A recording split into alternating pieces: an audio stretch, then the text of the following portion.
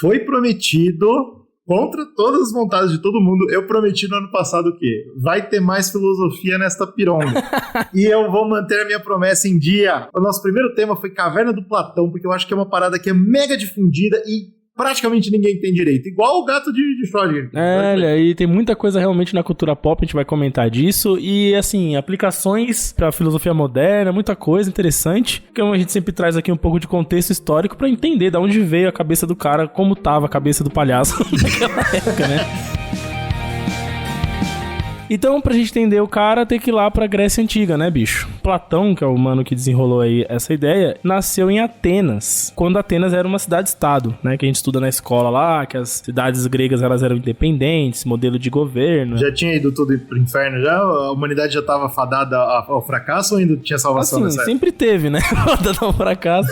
Mas, assim, nessa época que ele nasceu lá, ele era de uma família aristocrática, então ele tinha condições. Pô, ele praticava esportes, demorou, cara? Ele participava de café cultural, café filosófico. Ele se alimentava. Exatamente, comia bem, aprendia música, poesia. Então ele só fazia isso na Grécia Antiga quem tinha condição. Condição era o quê? Não era só grana, era questão de status, de família, posses, escravos e muitas coisas assim. E na verdade ele se chamava Aristócles. Platão, na verdade, é um vulgo dele, um apelido que ele ganhou porque ele tinha uns ombros largos. E aí era Platão. E ele tava vivendo essa vida tranquila dele, essa vida mais ou menos muito boa. Só que ele pega o período da Guerra do Peloponeso na juventude dele, né? E pra quem não sabe, a Guerra do Peloponeso foi uma bagaceira ali, onde Esparta, né, principalmente, arregaça com Atenas, né? Então eles vencem a guerra, inclusive Atenas passa a ser dominada por o que eles chamam de a tirania dos 30, né? Que é um período de opressão, de domínio ali de Esparta na região. E é muito importante isso pra ele, porque isso vai moldar a maneira como ele enxerga o ser humano e as suas relações, da visão bélica da coisa. E eu acho que a maior prova de que o cara é aristocrata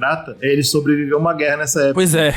Se sobreviveu, quer dizer que não lutou. Exato, e ele era jovem, mas poderia ter lutado, mas como ele era, né, riquinho, boyzinho, ele não foi. Um pouco depois disso, aos 20 anos, ele se torna discípulo de Sócrates. Mais uma prova aí de que ele realmente era abastado, uma vez que ele, né, tirou a vida pra ir estudar, pensar na vida e não, né, entrar em guerras ou, sei lá, fazer um artesanato. E não com qualquer um, né, mas com o maior professor da época. Pois é, o Sócrates entrou na mente dele de um jeito incrível. E foi depois de muitos anos que já o Sócrates já tendo morrido e tal, que ele escreveu os famosos diálogos socráticos, né? Que são livros de ideias que o Platão escreve, só que o personagem principal desses livros é o Sócrates, como um eu lírico ali, conversando, sabe? E esse é considerado o único relato escrito do Sócrates. E apesar de ser, vamos dizer, entre aspas, né, parecer uma ficção sobre o personagem, né, do Sócrates, mas tá ali as principais memórias que o Platão tinha dele, né, as relações que ele tinha com ele, então dá pra você considerar como uma espécie de registro histórico também. Então as principais fontes de conhecimento aí sobre esse grande filósofo que foi o Sócrates é os livros do Platão. E isso vai ser muito importante porque o jeito que o Sócrates fazia as coisas vão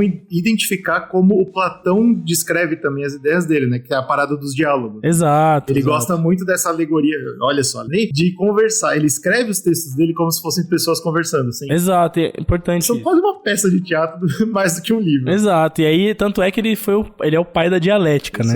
A dialética é justamente você se utilizar de argumentos, você tem a síntese, a antítese, se eu não me engano é isso, se eu tiver errado aí me corrijam, mas é como se você tivesse uma ideia e uma contra-ideia, e você vai, através dessa contraposição, assim, você vai chegar numa conclusão. Então a dialética, ela é muito importante para desenvolvimento da filosofia, hoje em dia não se faz, né? A gente vê isso como uma filosofia crua, né? A mais básica. Exato. Isso, você sozinho, porque não tem mais ninguém pra pensar no seu nível, tem que discutir com você mesmo.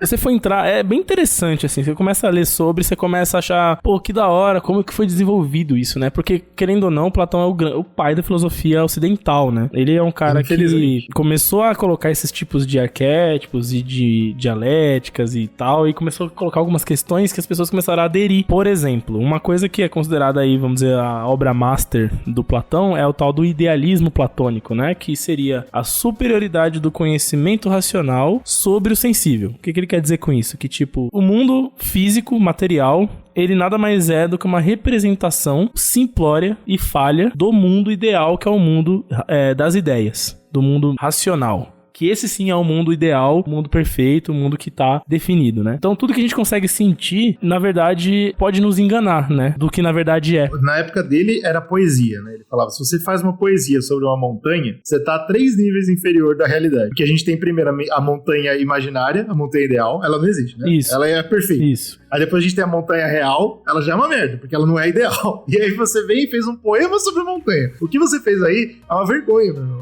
Você não é nada. Exatamente. Então, por exemplo, todo questionamento que você faz a respeito de algo que você vê ou sente é, na verdade, falho, porque você tá pegando uma representação que não é a ideal, né? Que a ideal seria, então, vou dar um exemplo aqui. O cara cai um raio no céu, o cara fala, pô, que merda é isso? Um raio é um deus, é uma magia, o que de acho é isso? Só de você estar tentando interpretar o raio pela maneira física que você tá vendo ele, você vai chegar na conclusão falha. Isso de acordo com Platão. E eu quero dizer pra vocês, eu ainda não entrei muito na filosofia, mas eu acho uma baita palhaçada isso. Mas nesse aspecto eu acho interessante, cara, porque você parar pra pensar, o raio, ele sempre foi interpretado de maneira errônea, até que a gente tenha vindo com a teoria sobre eletromagnetismo e tenha entendido a origem do raio, né? Com certeza, mas aí o meu argumento antiplatônico, que eu não posso deixar aqui porque eu não estudei milhares de livros de filosofia ainda, mas, né, baseado na minha ignorância, é que a gente só chegou nessa conclusão porque a gente observou o real. Ah, entendi. Então é por isso que eu sou que uma coisa leva a outra. Dele de abandonar o sensível. Eu acho que o ideal, ele só existe por causa do sensível. Pode ser. Enfim, é muita loucura isso, né? Mas é bem da hora, porque isso aí, a gente vai ter tudo a ver com o experimento mental que a gente vai falar hoje, né?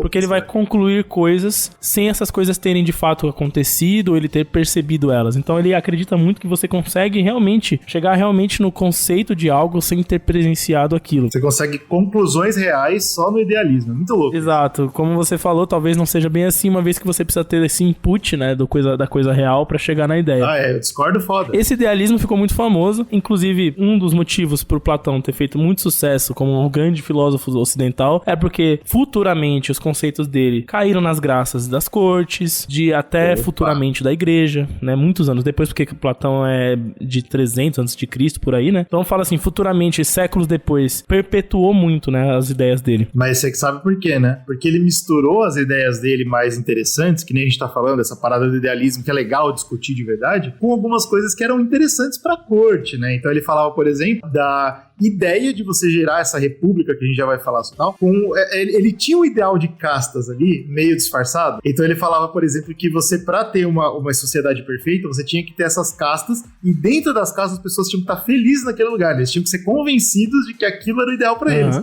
Então é claro que a monarquia achou graça. Claro. Olha que legal. Inclusive, ele foi conselheiro do rei Dionísio de Siracusa, né? E não foi, olha que interessante, não foi uma experiência boa pro Platão, porque um tempo depois ele não conseguiu desenvolver coisas lá, ele não conseguiu agradar o rei, principalmente, que era o mais importante, e ele acabou tendo uma experiência frustrada na corte. É muito interessante isso aí, cara. E é importante porque depois desse período, ele viaja, ele sai da Grécia, ele viaja pela Itália, ele vai pro Oriente Médio, ele aprende outras coisas relacionadas à matemática, filosofia de outras regiões, e depois ele escreve, inclusive, o que ele chama de divisão da sociedade em 3 classes de pessoas. Obviamente, eu vou ler as 3 classes aqui, você ouvinte vai falar, isso aqui tá uma merda, mas, cara, tem que pensar com a cabeça da época.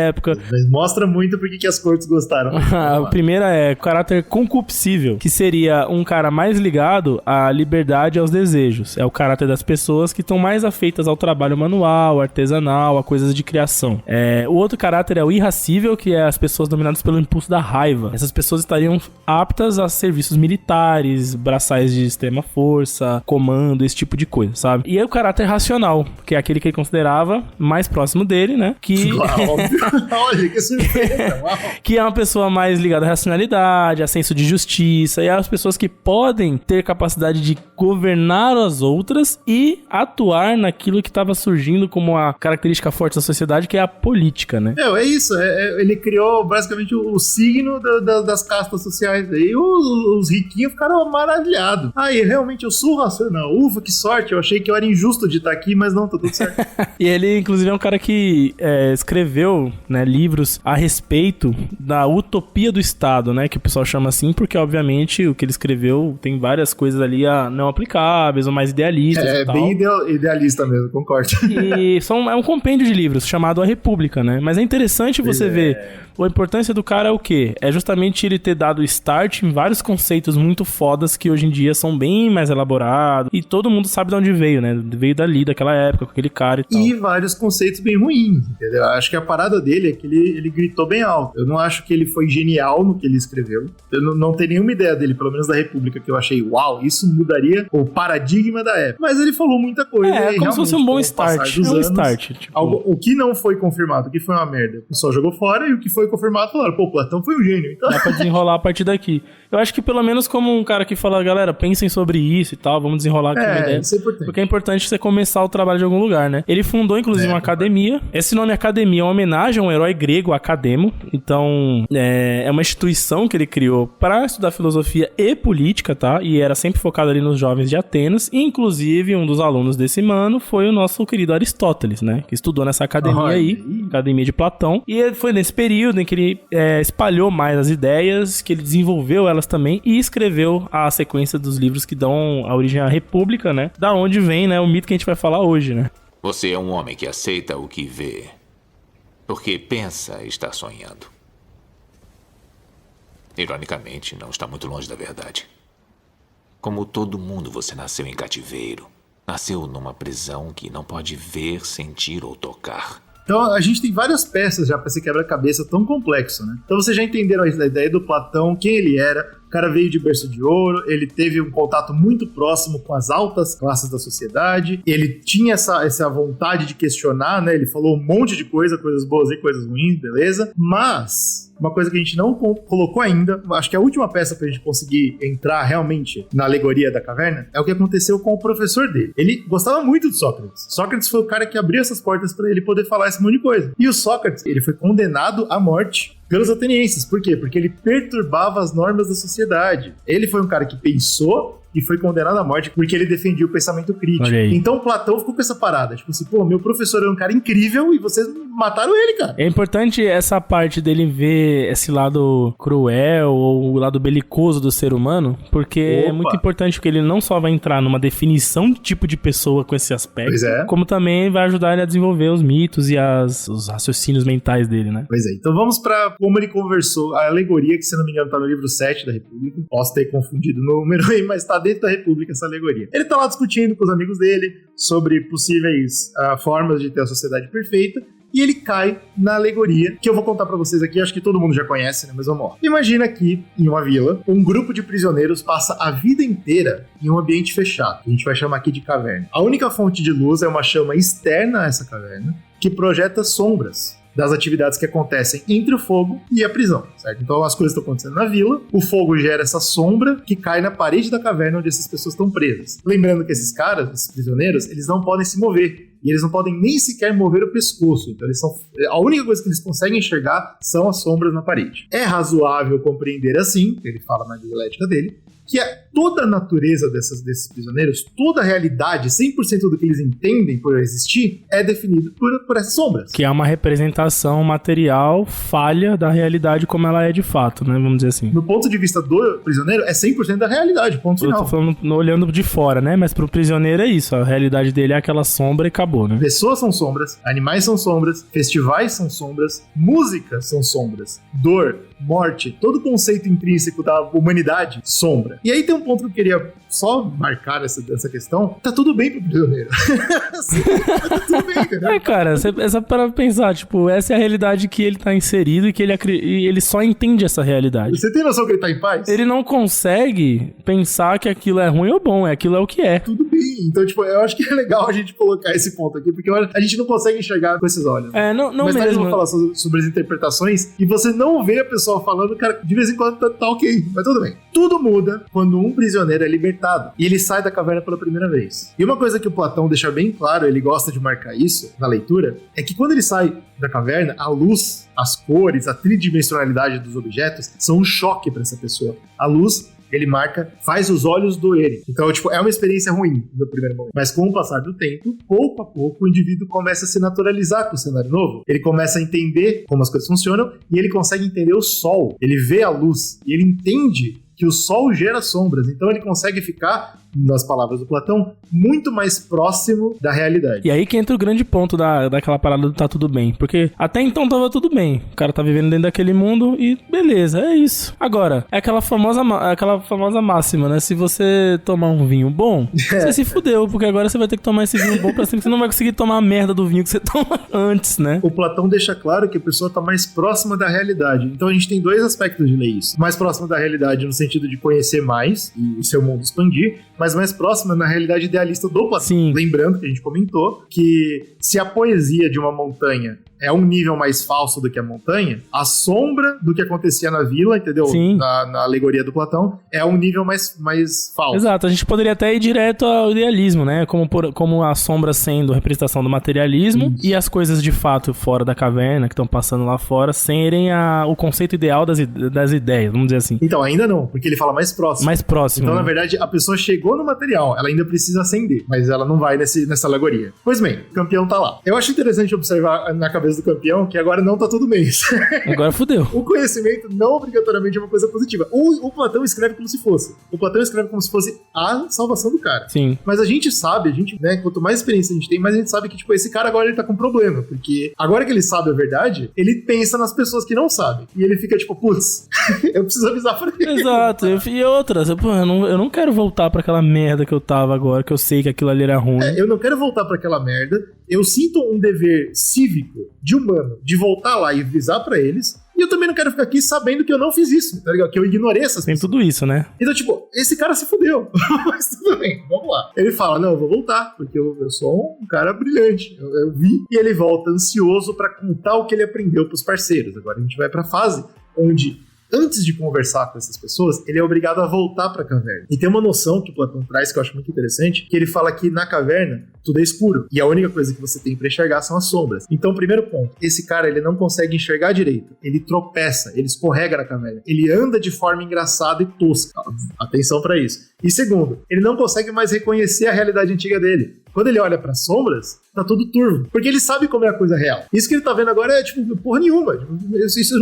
Isso nunca foi a realidade. Isso é ridículo. Então ele chega com essa situação, andando engraçado, falando bobagem, todo torto. Aí, galera, tá tudo errado aqui, meu irmão. Então, antes da gente falar no resultado de você conversar com as pessoas sobre isso, eu acho que é um ponto legal. A visão que o Platão quer trazer da pessoa, a pessoa que se iluminou, ela se torna um bufão pra gente. Isso é histórico, né, cara? Se parar pra pensar, até na própria época dele ali, onde você tinha coisas que ele imaginava, que ele pensava, que ele chegava em conclusões, pra outras pessoas que estavam inseridas numa rotina, num mundo mais comum ali, parecia coisa de maluco, coisa de parvo, coisa de, você tá viajando, tá, né? Tipo, exato. Isso a gente tem normal, é normal isso, porque a gente tá vivendo numa caixinha ali, vivendo a vida daquele jeito. Quando a pessoa fala uma parada, tipo, muito, muito fora da caixa, eles viram um louco, né? Isso é importante, tá, gente? Eu tô parando nesses pontos exatamente porque eu quero que vocês guardem todas essas peças, pra gente conseguir discutir depois da interpretação da parada. Mas vamos terminar a alegoria, tá? Então a gente teve tudo isso, o cara chegou na caverna, tá sendo considerado um maluco. A jornada do herói, e é importante deixar isso claro, né? Termina quando ele retorna mudado, e aí ele tenta falar pras pessoas o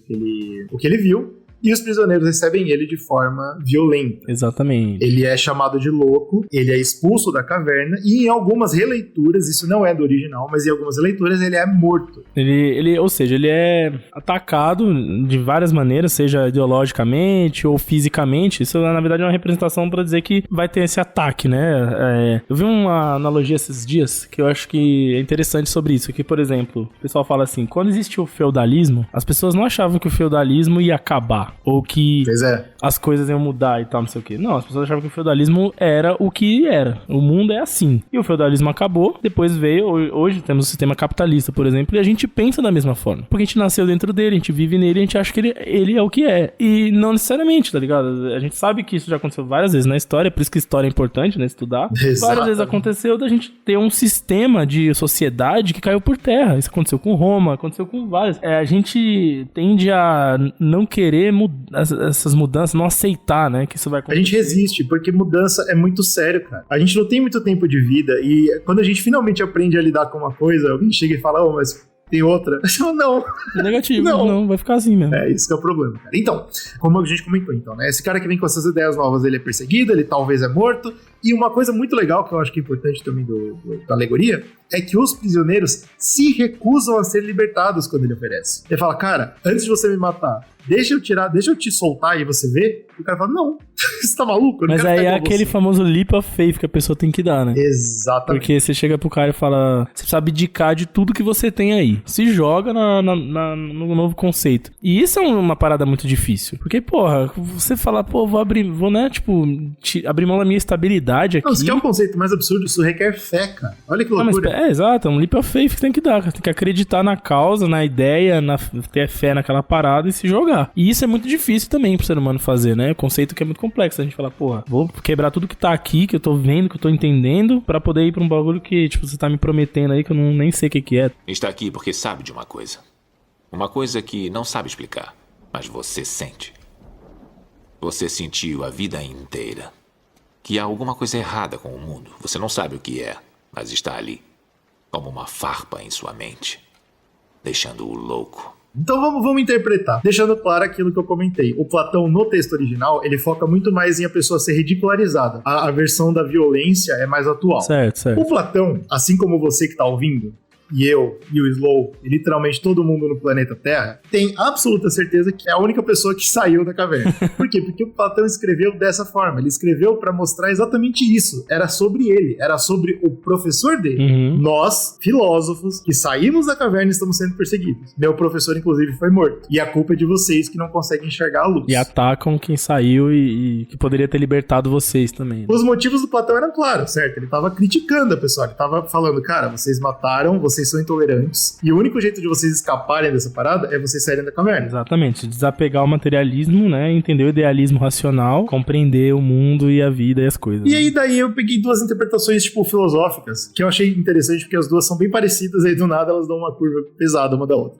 Que é isso que é filosofia. É E uma das interpretações, o Platão usa esse argumento para questionar se, e aí eu sou obrigado a concordar com o Platão, me sinto mal por isso, questionar se a democracia, na verdade, é um erro. Porque Atenas estava brincando com essa parada, né? Eles estavam discutindo democracia. Era uma ideia. E ele chega e fala, cara, democracia é um peido na farofa. Por quê? Porque o ser humano, dado a liberdade de escolher seu destino, vai escolher a ignorância. Eu acho, inclusive, concordo. Mas assim, o ponto é, talvez ele tenha usado a alegoria para discutir sobre isso. Outra interpretação é que, na verdade, ele usou essa alegoria, estava sendo otimista sobre a importância das pessoas como ele. As pessoas que voltam de fora da caverna para iluminar o povo. E que isso é tipo um emprego divino. Faz todo sentido, uma vez que ele criou uma academia para formar pessoas, assim, né? Não é? Não é só eu ser o grande filósofo rei, é eu espalhar essa maneira de pensar, de ver o mundo. É uma missão. Pro mundo enxergar isso também, através da minha ótica, né? E aí talvez atingir uma democracia ideal, olha que beleza. A democracia ideal é quando as pessoas liberadas para tomar o próprio destino não escolhem a ignorância, mas até hoje a gente não viu acontecer. Então...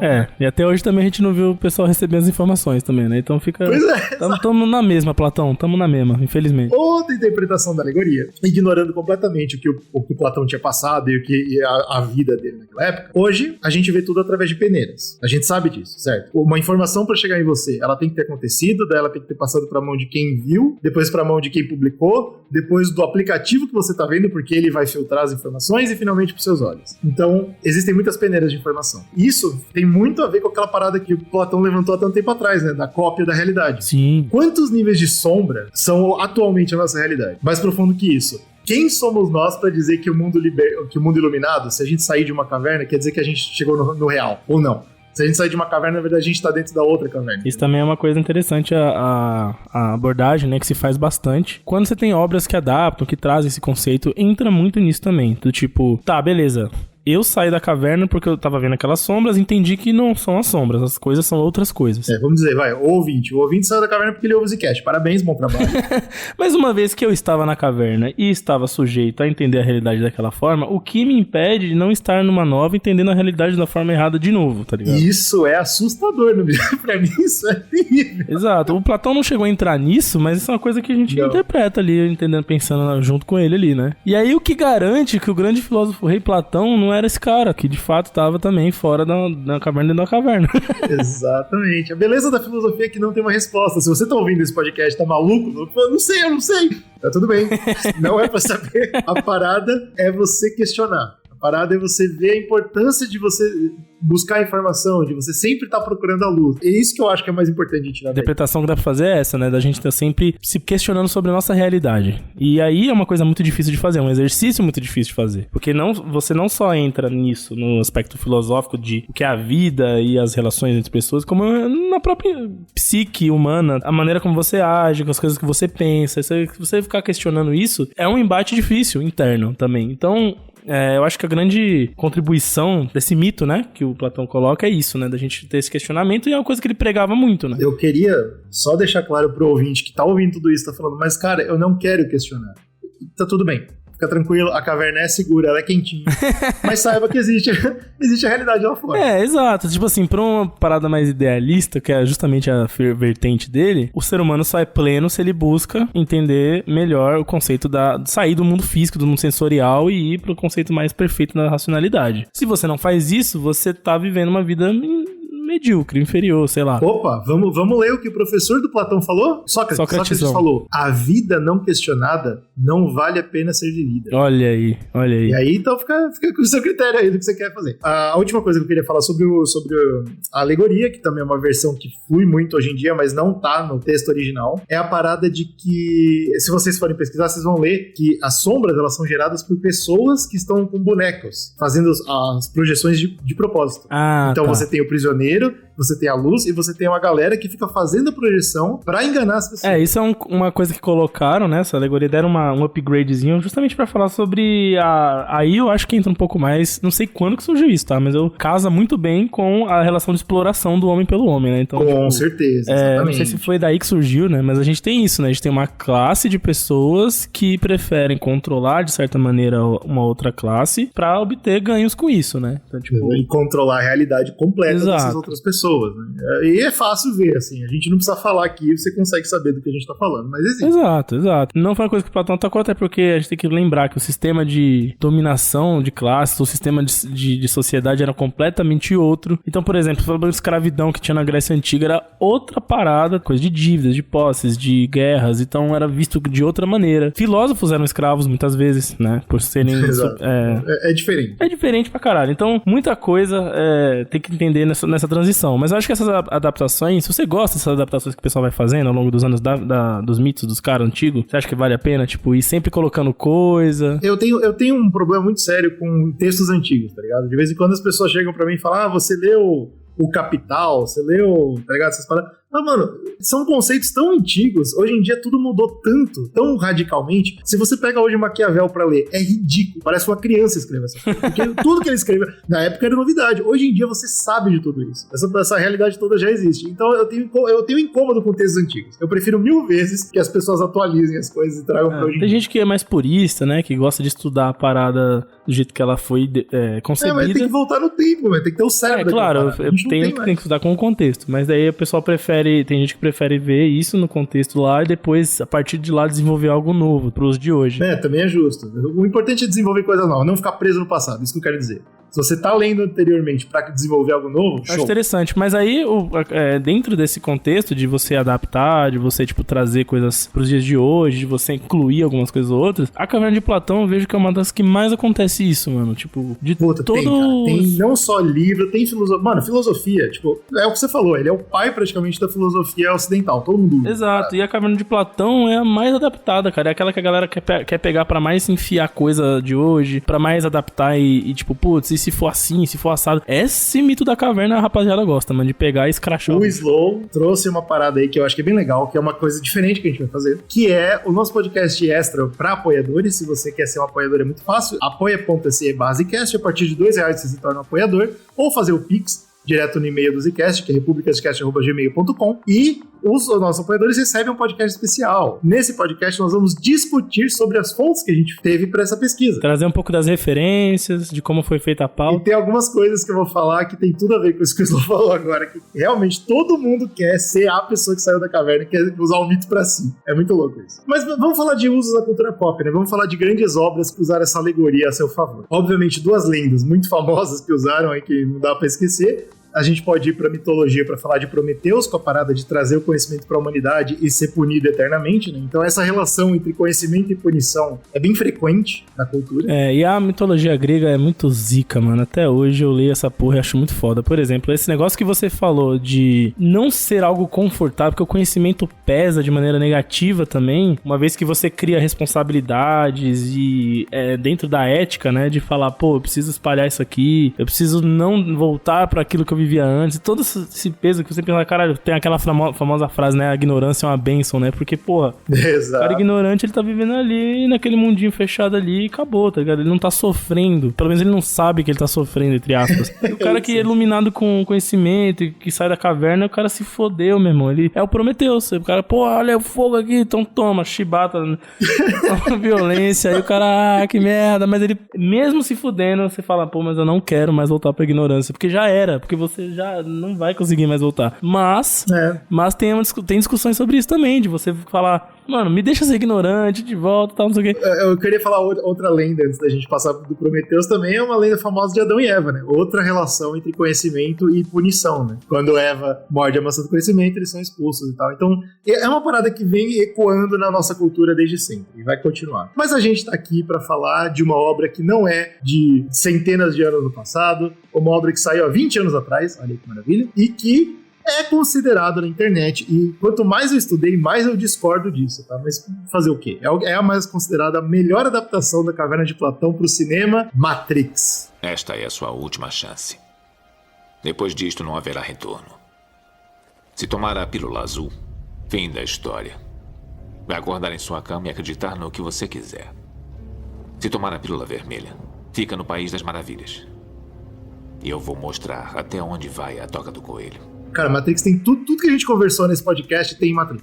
Eu nunca tinha visto falar que era a melhor adaptação de Caverna de Platão, que tinha parado pra pensar nisso também. É porque é muito do jeito que você olha, é com o corte que você olha, entendeu? E eu vou discutir por que isso. Tem algumas coisas que tem tudo a ver, tem algumas coisas que não tem nada a ver. Eu acabei de falar, por exemplo, do cara que, porra, não quero passar por esse peso, me devolva minha ignorância. Tem no Matrix também, né? Tem o... É o Cypher, cara. O Cypher é o cara que ele decide que a ignorância é uma bênção. E aí? Eu quero voltar pra Matrix, quero ser rico na Matrix, quero, tipo, ter a melhor condição possível na Matrix. E independente dele ser um rico ou um pobre na Matrix, ele tá na Matrix, tá ligado? Ali ele decidiu voltar pra caverna, né? A brisa é essa, né? Exatamente. E tem uma frase também do Morpheus no filme que ele fala que, tipo, as pessoas da caverna vão lutar pra defender, né, o status quo delas ali, da caverna. Pra ficar então você vai lá. chegar com a pílula vermelha lá pra galera sair da caverna e a galera vai te assassinar, vai te regaçar, porque elas vão defender o sistema, porque elas estão tão imersas ali e acreditam que aquela é a realidade delas, que elas não vão aceitar, tá ligado? E essa é um dos grandes dilemas do filme, porque você tem primeiro que fazer isso com o herói, né? Sim. Por ser o herói ideal ali, ele é um cara que tá na realidade, que ele questiona ela, ele tá em busca da luz o tempo todo, então o Neo é um cara que tá o tempo todo, tipo, curioso, pesquisando, sabe? Ele vai atrás do Morpheus, que é um hacker que foi soltando pistas pra ele ali sobre essa parada e tal, e ele não é um cara que se acomoda e fala, não vou mexer com isso. Não, ele vai, ele coloca tudo em risco, né?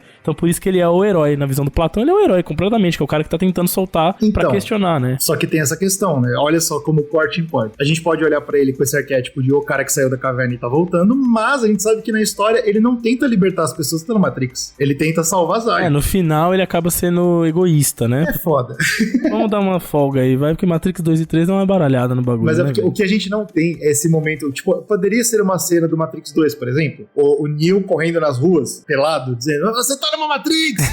E o pessoal jogando pedra nele, entendeu? Aí eu ia falar, pô, alegoria do Platão em dia. Mas não foi. Então tudo bem, é outra parada. Eu acho que aí daí já vai pra outras ideias, né, também, tipo, não fica preso só nisso. Mas um arquétipo que eu acho bacana, que eu queria trazer, é o Morpheus, cara. O Morpheus, ele é o filósofo consciente que tenta libertar os prisioneiros. Ele é o Platão. Sim, ele tá mais nessa vibe do cara que vai tentar libertar, né? Porque ele Tanto que ele é chamado de maluco, né? Quando o Neo conhece ele fala, pô, você é um maluco. É que é exatamente. Ele é maluco até pelos dele, né? Ele é maluco pra caralho. Porque ele é tipo um religioso também, né? Tem essa brisa da... Obviamente, outra alegoria forte no Matrix é a religião, né? Isso, então o aí Neo começa a fugir um pouco. acaba caindo muito esse bagulho do cristianismo também, enfim, outras coisas. Mas o Morpheus, ele meio que nada nesses mares aí, né? Da filosofia, religião e tal. Mas ele é esse cara mesmo, é o cara que fala, tipo, meu ideal é não só entender a realidade, como libertar as pessoas pra que elas também entendam a realidade, né? Então não há lado negativo em Matrix? Claro que existe. Vamos lá. O bacana de falar de Matrix é porque eu acho que, como eu já comentei aqui, eu acho que é muito legal a gente atualizar as obras, né? Então, trazer essa discussão pra hoje em dia, show. Qual que é o problema de Matrix? A cultura Red Pill. O Slow falou aí, isso aí é foda, da pílula vermelha e ela vem mas firme. isso aí não... Olha, isso aí é de fuder, meu irmão. Porque isso aí é atual, né? É dos últimos anos. E essa porra não tem nada a ver... Mano, isso não tá no filme, assim, de maneira... Porra, não foi idealizado o filme com isso, cara. Claro que não. Os caras pegaram... É igual pegar a caverna de Platão e você enfiar coisa também aí e se sentir o Platão, tá ligado? Exatamente. Isso que me quebra, cara. É de fuder. Então, Tanto é que Matrix 4 é um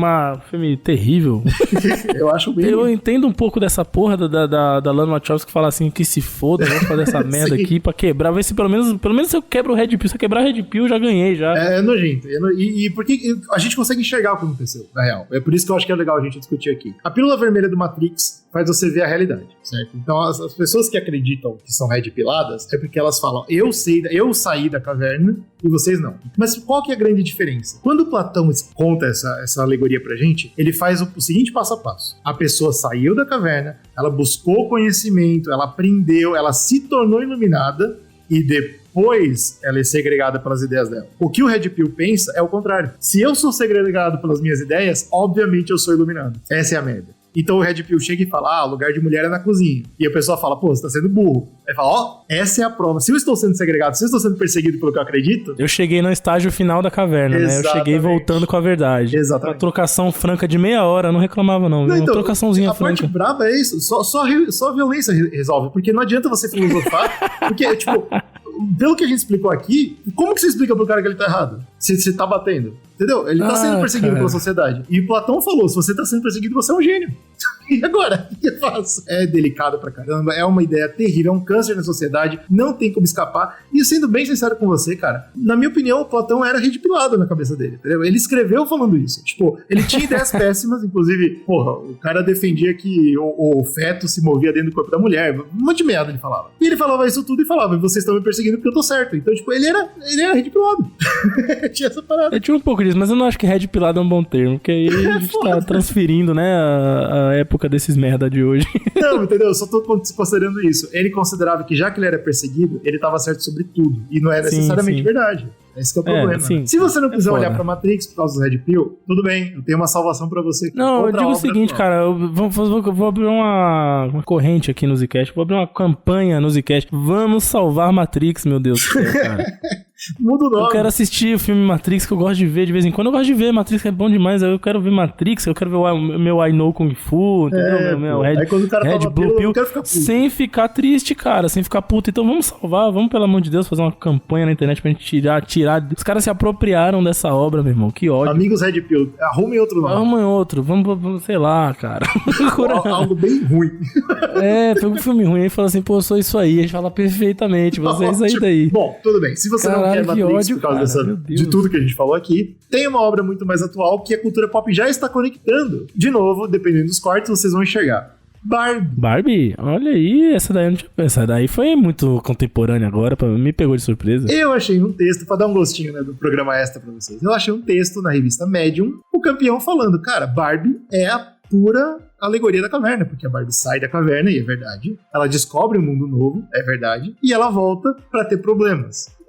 Dependendo do corte que você enxergar, tem muito lá dessa parada, né? Dentro desse contexto, é porque assim, Platão ele conseguiu criar uma alegoria que ela é muito presente dentro de conflitos humanos, então acaba meio que repetindo bastante, né? Você consegue linkar muita coisa com isso. Até parando pra pensar que o Ken passa por um processo parecido, só que ele volta redpilado, né? Total. Exatamente. Só que a gente vai discutir mais no extra sobre isso, mas o ponto é, existe esse contexto, certo? A gente consegue ver isso muito, e é por um motivo simples. O que a Barbie passa, o que o Neo passa, o que muitos personagens que a gente conhece e a gente considera que saíram da caverna passam, é pela jornada do herói. E a jornada do herói foi escrita pelo Campbell com a alegoria do Platão em mente.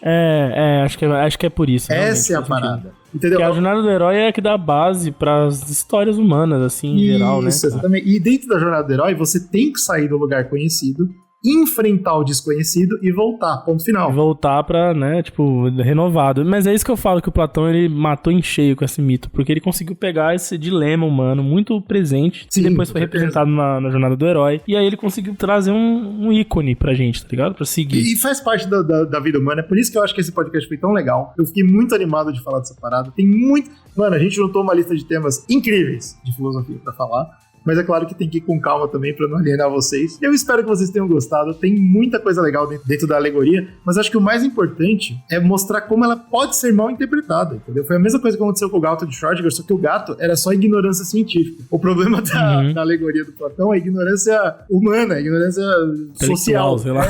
Ignorância intelectual, pega essa que eu falei agora. Não, mas é por aí mesmo. Então assim, tomem muito cuidado, pesquisem, tá ligado? Se você é nosso apoiador, vai lá ouvir a gente conversando sobre as fontes e tal, mas a parada é pesquise, vá atrás, procure a luz, muito além do que o Platão fala. O Platão não sabia de tudo, vá além dele. Por favor. Então eu espero que vocês tenham curtido e até a próxima aí, né? A próxima maluquice, porque quando eu estudo isso aqui eu fico louco. Apoie contanto que você ama e nós amém.